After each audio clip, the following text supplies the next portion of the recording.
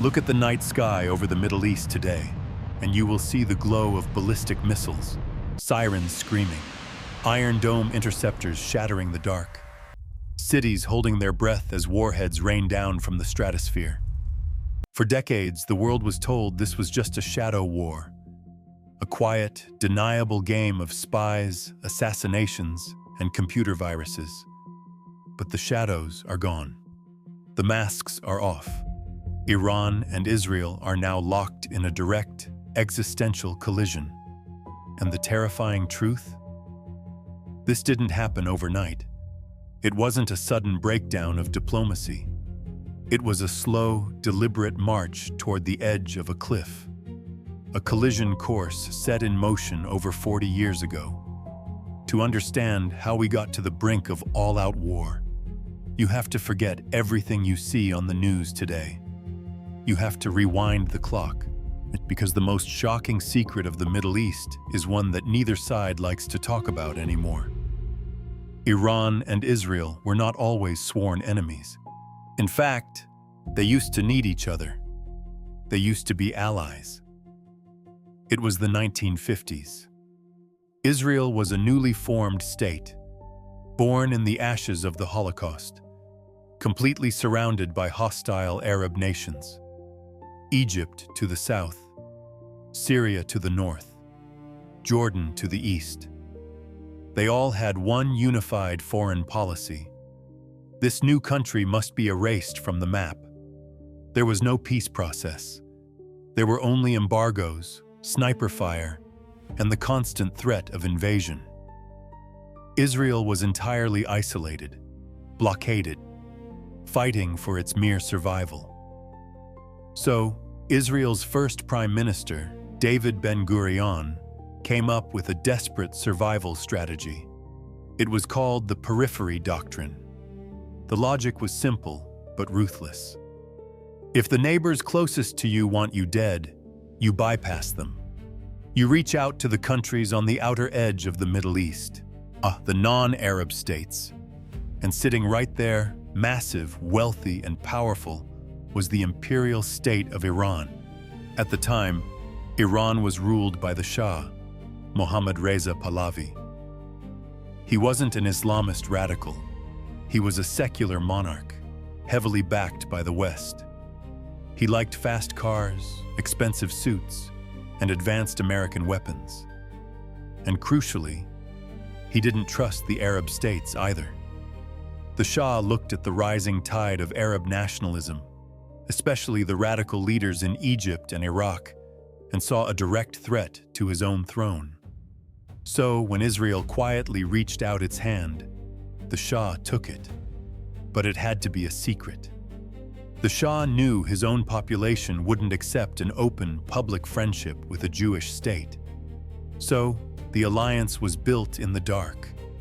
It was a marriage of pure, cold convenience. Israel desperately needed oil. Iran had an ocean of it.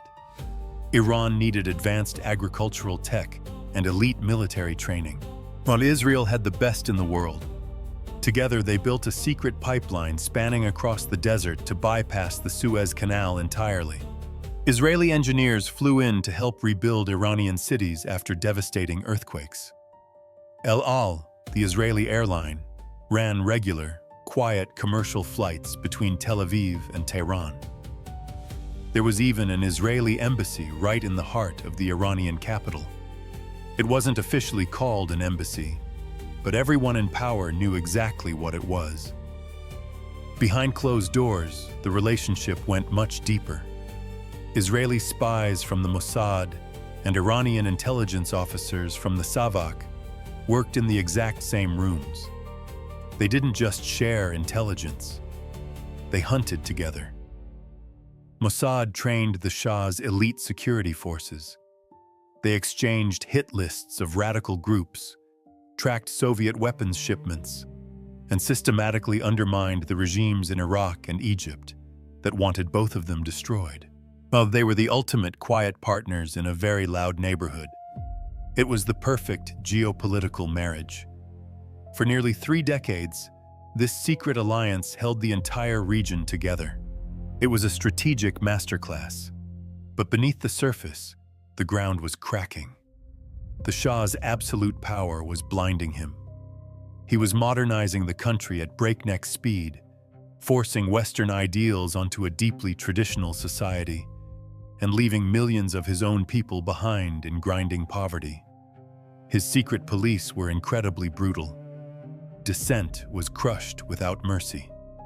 And out of that crushing weight, a massive, furious resentment began to boil. A resentment that wasn't just aimed at the Shah anymore. It was aimed at his friends, his American backers, and his quiet Israeli partners. While the Shah hosted lavish billion-dollar parties in his palaces, a quiet, stern cleric was sitting in a small room in exile. His name was Ruhollah Khomeini. He wasn't a politician. He was a religious revolutionary. From his exile in Paris, when his voice was smuggled into Iran on cheap audio cassettes, passing secretly from hand to hand in the bazaars and mosques, his message was absolute.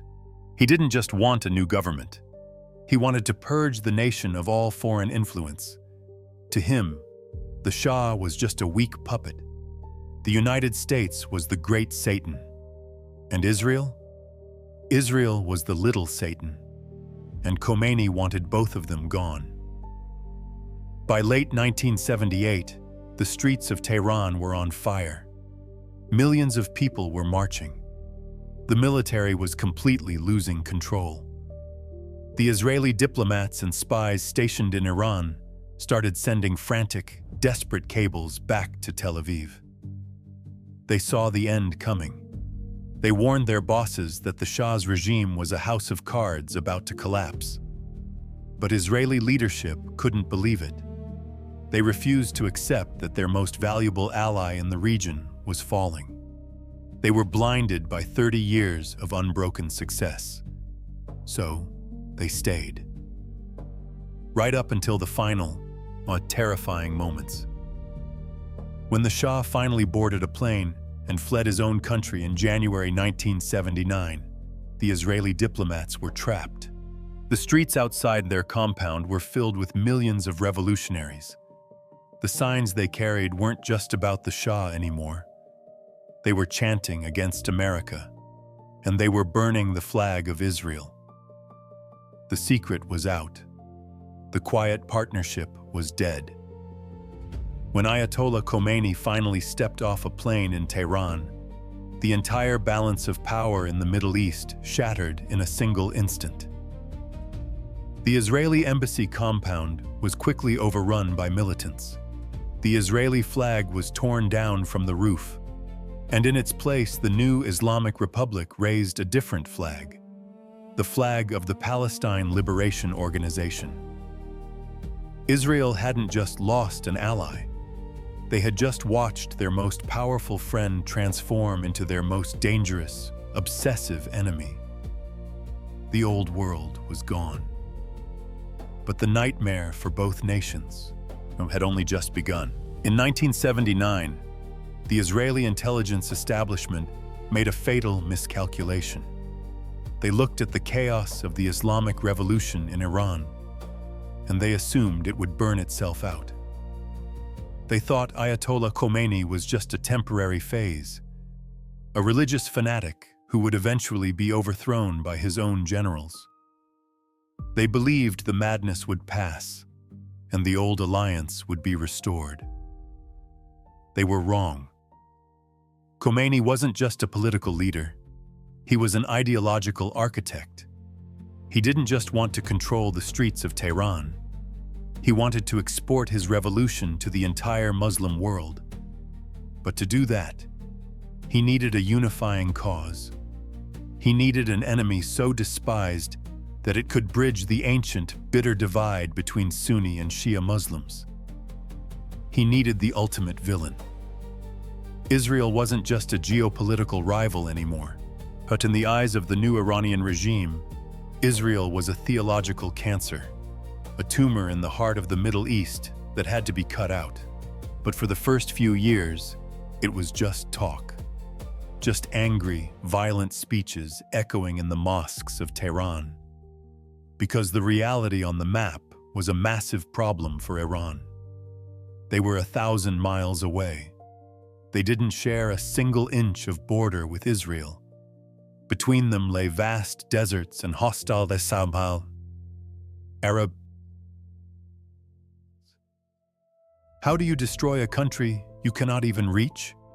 How do you wage war when your own military is tied down fighting a brutal, bloody conflict with Iraq? You don't fight them directly. You build a ghost army. And ironically, Israel handed Iran the absolute perfect opportunity to build it. The year was 1982.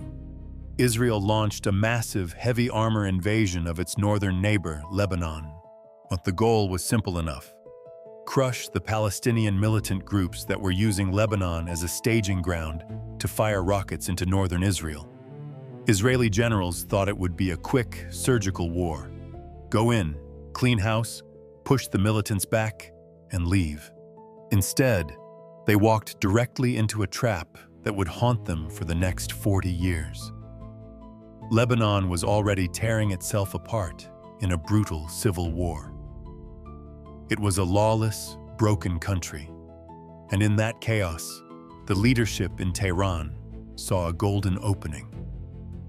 While the world was distracted by the Israeli tanks rolling into Beirut, Iran made its move. The newly formed Islamic Revolutionary Guard Corps, the IRGC, quietly slipped operatives into the Bekaa Valley in eastern Lebanon. They didn't send tanks. They didn't send fighter jets. They sent trainers. They sent deep ideological warfare experts. And they sent bags of cash. The Iranian operatives found thousands of young, disenfranchised Shia men who were furious at the Israeli occupation of their land. Men who had nothing left to lose. Iran looked at these men and made them a promise. We will arm you, we will train you, and together we will bleed Israel out. Out of that dirt, despair, and Iranian funding, a terrifying new force was born: the Party of God, Hezbollah. This was not just another ragtag Middle Eastern militia. Hezbollah was designed from day one to be an extension of the Iranian state. They were Tehran's forward operating base, sitting right on Israel's northern border, and they introduced a devastating new tactic to the region: the suicide bomber. In 1983, massive explosions ripped through the American embassy in Beirut, then the U.S. Marine barracks, then the French paratroopers. Hundreds of Westerners were killed in a matter of seconds. The message was unmistakable: get out of Lebanon. And once the Americans and the French pulled back, Hezbollah turned its sights entirely on Israel. And Israeli soldiers patrolling the hills of southern Lebanon suddenly found themselves fighting an enemy they couldn't see. An enemy that lived in the villages, hid in the valleys, and did not fear death, because they welcomed it. The proxy war had officially begun. Iran had cracked the code of modern asymmetric warfare. Why risk your own cities?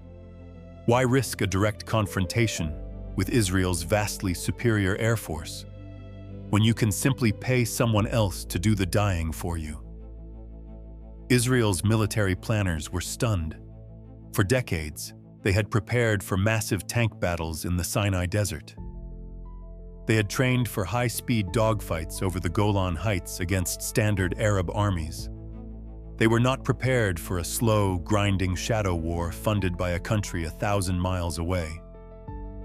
But Iran wasn't satisfied with just bleeding Israel in the mud of Lebanon. They wanted Israel to feel the terror everywhere. They wanted to prove that no Israeli, anywhere in the world, was safe.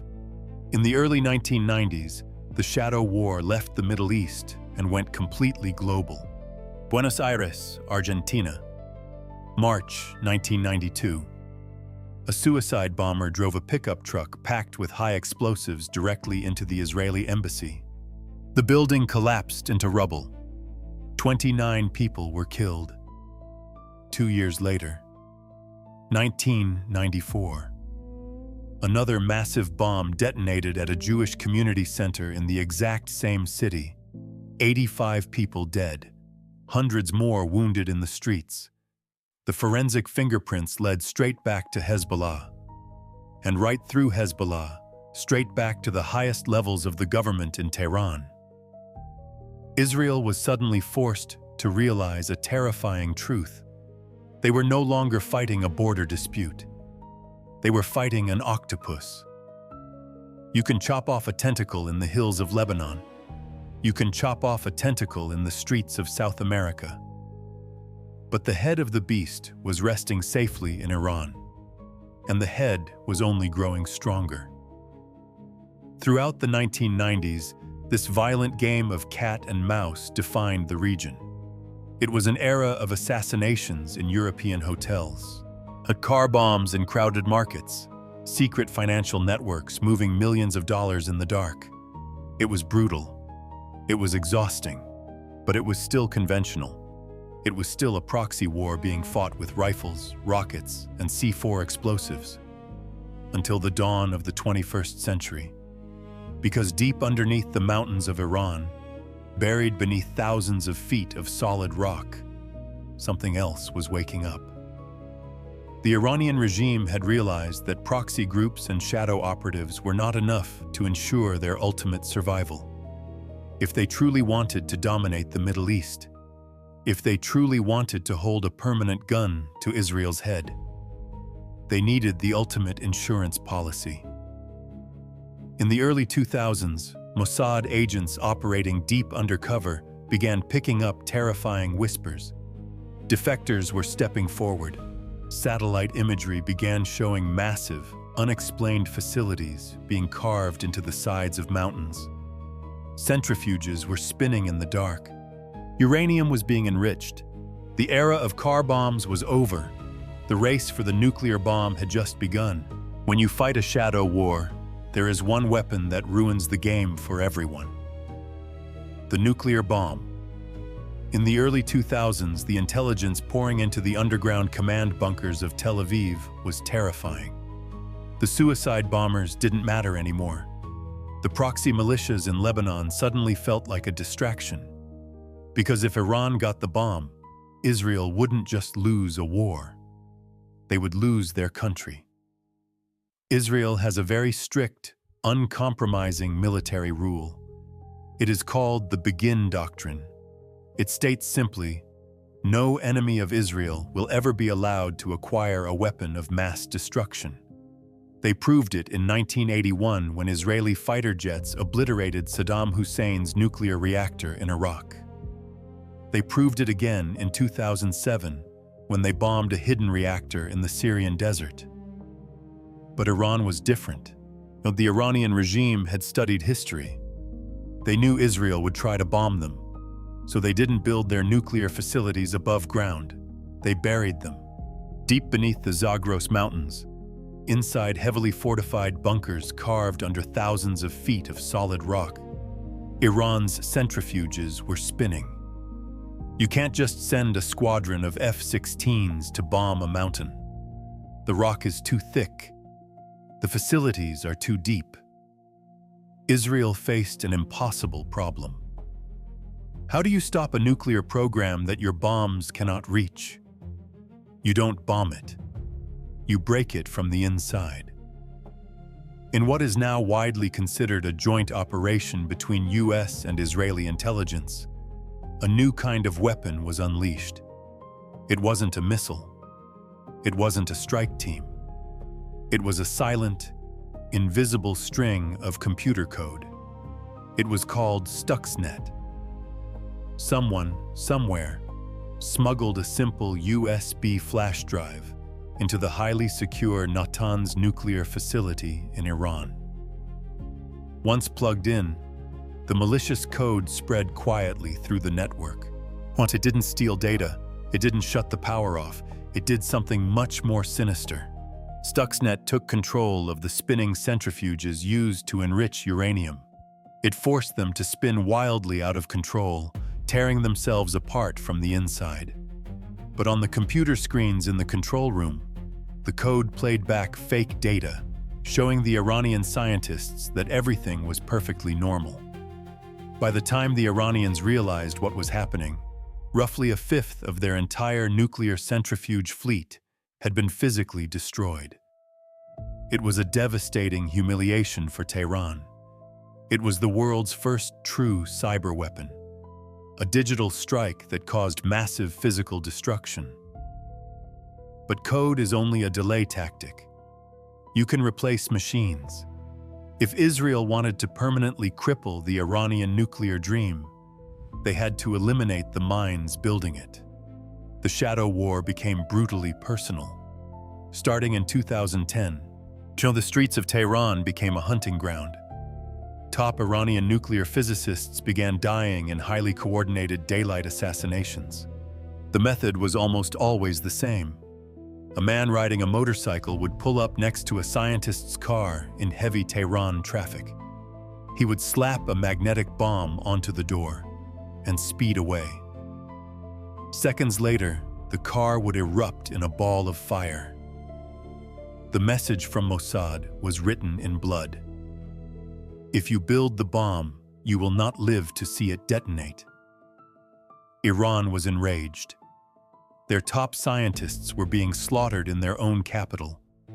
Their most secure facilities were being hacked. They were losing the shadow war.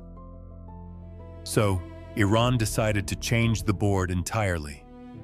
If Israel wanted to reach into the heart of Tehran, Iran would reach right to the borders of Israel. They handed this mission to a single man, a legendary general, the head of the elite Quds force. His name was Qasem Soleimani. Soleimani was a strategic genius. Yet he didn't just want to bother Israel. He wanted to suffocate them. He devised a master plan known as the Ring of Fire. The goal was to surround Israel entirely with heavily armed, Iranian-backed proxy armies. Hezbollah in the north was already strong. Hamas and Palestinian Islamic Jihad in the south were heavily funded by Tehran. But Soleimani needed more territory. He needed a land bridge connecting Tehran all the way to the Israeli border. In 2011, the Syrian civil war handed him the perfect opportunity. When the Syrian regime of Bashar al-Assad began to collapse under rebel fire, Iran rushed in to save him. But saving Assad was only half the mission. Soleimani used the chaos of the civil war to flood Syria with Iranian weapons, Iranian generals, and tens of thousands of proxy fighters.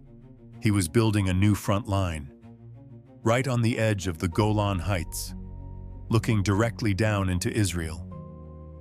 Iran started secretly flying highly advanced, precision-guided missiles into the airports in Damascus, missiles that could bypass Israel's Iron Dome and hit a specific building in Tel Aviv with terrifying accuracy. Israel watched this massive military buildup with absolute dread. The invisible red line was being crossed. Iran was no longer 1,000 miles away. They were setting up shop right next door. Israel realized they could no longer sit back and wait. They launched a massive, ongoing military operation known as the Campaign Between the Wars. For years, Israeli fighter jets routinely crossed into Syrian airspace in the dead of night. They bombed Iranian weapons convoys. They destroyed missile factories. They targeted Iranian generals trying to build bases in the Syrian desert. Hundreds, and eventually thousands of airstrikes were carried out. Israel refused to publicly admit to most of them. Iran refused to publicly admit they were taking massive casualties. Both sides were keeping the secret. Both sides were pretending it wasn't a war, but the pressure was building to an unbearable level. The unwritten rules of the Middle East were fracturing. Soleimani's Ring of Fire was nearly complete. Yemen was armed. Iraq was secured. Syria was militarized. Lebanon was locked and loaded. Gaza was a powder keg. Iran was slowly pulling the noose tight, and Israel knew that if they didn't break the ring soon, they would be choked to death. For 40 years, they had fought in the shadows, through proxies, through computer viruses, through assassins on motorcycles. But the shadows could no longer contain the violence. The era of deniability was over. The two most powerful militaries in the Middle East were now staring each other directly in the face, fingers resting heavy on the trigger. And all it would take was one unpredictable spark to set the entire region completely, irreversibly ablaze. The fuse had been burning for 40 years. But in the Middle East, a fuse doesn't just burn out quietly. Eventually, it reaches the powder keg. For decades, Israel and Iran played a brilliant, deadly game of three-dimensional chess. But by 2023, the board was simply too crowded. The pieces were too heavily armed. The ring of fire that Qasem Soleimani spent his life building was fully operational. Iran's proxy armies were no longer just a localized nuisance. They were a heavily militarized, heavily funded, highly coordinated front. The tension was absolutely unsustainable. Something had to break. Then came the spark. October 7th.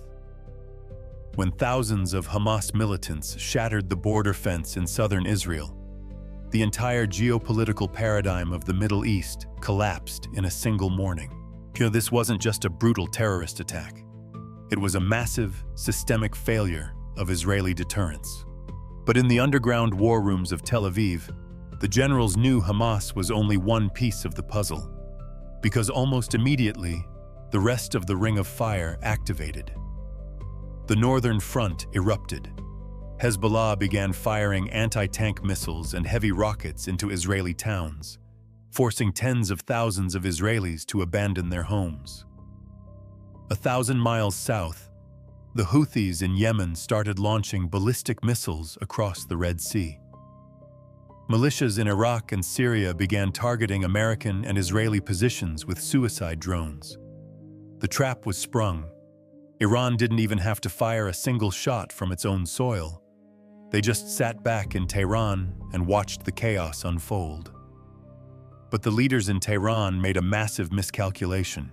They thought Israel would bleed slowly, yet they thought the Israeli military would get bogged down in the tunnels of Gaza and the valleys of Lebanon, exhausting themselves against the proxies just like they had in the 1980s. They didn't realize that October 7th had fundamentally altered the Israeli DNA. Israel changed the rules. They decided they were absolutely done playing the proxy game. If the tentacles were going to try and choke Israel to death, Israel was no longer going to just chop at the arms. They were going to strike the head of the octopus. April 1st, 2024. In the heart of Damascus, Syria, a precision airstrike completely leveled an Iranian consular building. It wasn't just a random military warehouse. Inside that diplomatic compound were some of the highest-ranking commanders of Iran's elite Quds force, the exact men responsible for managing the Ring of Fire. Israel didn't publicly claim responsibility, but the entire world knew exactly who pulled the trigger. And this time, Iran could not look away.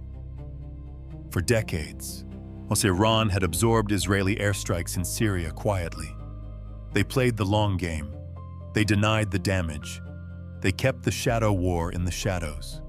But you cannot deny a smoking crater where your sovereign embassy used to be. The supreme leader of Iran, Ayatollah Ali Khamenei, drew a new, terrifying red line. He declared that an attack on the consulate was an attack on sovereign Iranian soil, and it demanded a direct, undeniable military response. The shadow war was officially dead. 2 weeks later, the night sky over the Middle East changed forever. For the first time in history, Iran launched a massive, direct military attack from its own territory, targeting the state of Israel. Over 300 killer drones, heavy cruise missiles, and ballistic missiles ripped into the stratosphere.